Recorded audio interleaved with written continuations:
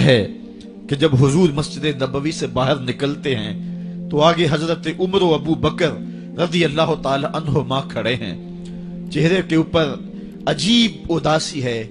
کہا عمر ابو بکر اس وقت کیوں کھڑے ہو؟ عرض کی حضور بھوک نے گھر میں ٹکنے نہیں دیا، ہم نے چاہا حضور کا چہرہ دیکھ لیں تو کچھ پیاس بجھ جائے، کچھ بھوک مٹ جائے۔ حضور نے فرمایا میرا حال بھی یہی ہے، جس چیز نے تجھے گھروں سے نکالا ہے وہی چیز مجھے گھر سے نکال لائی ہے۔ چلتے ہوئے حضرت ابو ایوب انصاری کے گھر کے قریب سے گزرے،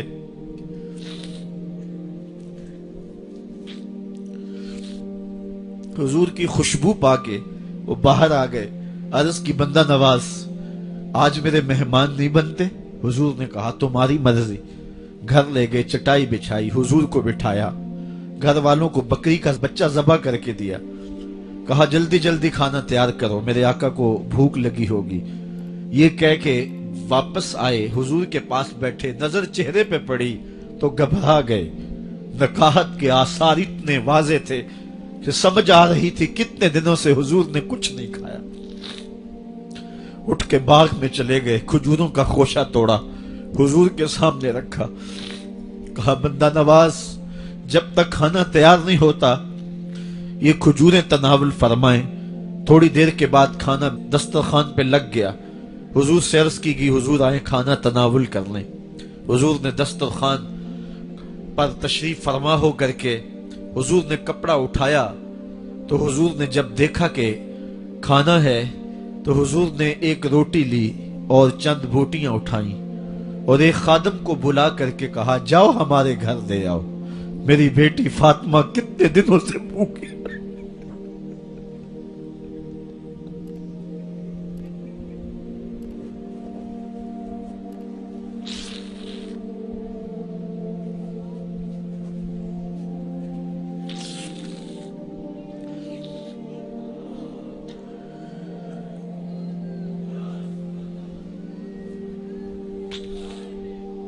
کہا جاؤ ہمارے گھر دے آؤ، میری فاطمہ کتنے دنوں سے بھوکی بیٹھی ہوئی ہے، مال کے کونین ہیں گو پاس کچھ رکھتے نہیں، دو جہاں کی نعمتیں ہیں ان کے خالی ہاتھ میں۔ آپ کو پتا ہوگا کہ جب میرے رسول کا انتقال ہوا ہے، حضور کا وصال ہوا ہے، تو حضور کی ایک زرہ ایک یہودی کے گھر میں گروی رکھی ہوئی تھی، حضور نے زرہ رکھ کر کے اس سے قرض لیا ہوا تھا۔ یہ اسلام کی غربت کی کہانی ہے، اور پھر اللہ نے اسلام کو امارت کے رنگ بھی دیے۔ آؤ تمہیں کہانی سناؤں، حضرت عدی بن حاتم روایت کرتے ہیں، صحیح بخاری میں روایت ہے۔ یہ حاتم تائی کے بیٹے ہیں، کہتے ہیں میں حضور کی خدمت میں حاضر ہوا، ایک شخص آیا کہنے لگا حضور غربت نے میرا برا حال کر دیا ہے، اور اس نے شکایت کی غربت کی، پسماندگی کی اور اپنی معاشی بدحالی کی۔ پھر ایک شخص آیا کہنے لگا حضور میرے پاس دولت تو ہے لیکن میں نے جس منزل پہ جانا ہے راستہ پر خطر ہے، تو میرے لیے کیا حکم ہے کہ میں کیسے راستہ طے کروں؟ تو یہ دو لوگوں نے یہ باتیں کی تو حضرت عدی کہتے ہیں کہ حضور نے روئے سخن میری جانب موڑا اور میری جانب مخاطب ہو کے کہا عدی تو نے ہیرا دیکھا ہے؟ عدی کہتے ہیں میں نے عرض کی حضور دیکھا نہیں، سنا ہے، ہیرا یہ شہر ہے عراق کا۔ تو حضور نے فرمایا عدی تو نے ہیرا دیکھا ہے؟ میں نے کہا نہیں حضور دیکھا نہیں، اس کا تذکرہ سنا ہے۔ فرمایا عدی اگر اللہ تجھے زندگی کی مہلت دے تو ہیرا سے ایک خاتون چلے گی، تو اپنی آنکھوں سے دیکھے گا اور مکے تک پہنچے گی اور اللہ کے گھر کعبہ کا طواف کرے گی، اور اس کو ہیرا سے لے کر کے مکے تک اللہ کے علاوہ کسی کا ڈر نہیں ہوگا۔ کہتے ہیں کہ میں نے دل میں کہا کہ پھر بنو طے کے ڈاکو مر گئے ہوں گے جنہوں نے عرب کے اوپر روب ڈال رکھا ہے، تو وہ تو پھر ختم ہو گئے ہوں گے۔ کہتے ہیں میں ابھی سوچ ہی رہا تھا کہ حضور نے مزید میری حیرت میں اضافہ کرتے ہوئے کہا عدی اگر تجھے اللہ نے زندگی کی مہلت دی تو تو دیکھے گا کہ کسرا کے خزانے تیری جھولی میں ہوں گے۔ تو اس دور کی سپر طاقت تھی۔ میں نے کہا حضور کسرا بن ہرمز हुजूर ने फरमाया हाँ किसरा बिन हुरमज।